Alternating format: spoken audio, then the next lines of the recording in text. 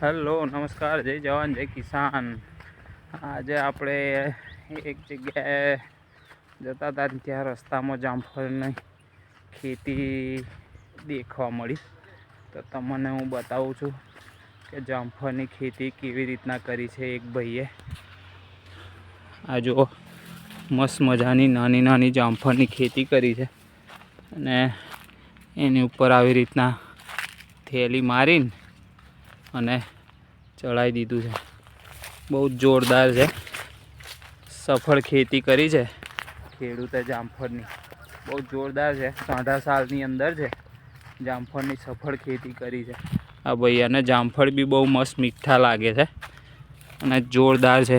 જામફળ બી મસ્ત નાના નાના જોરદાર છે। એટલે આજે આપણને જોવા મળ્યું એટલે આપણે ઊભા રહીને અને જોયું।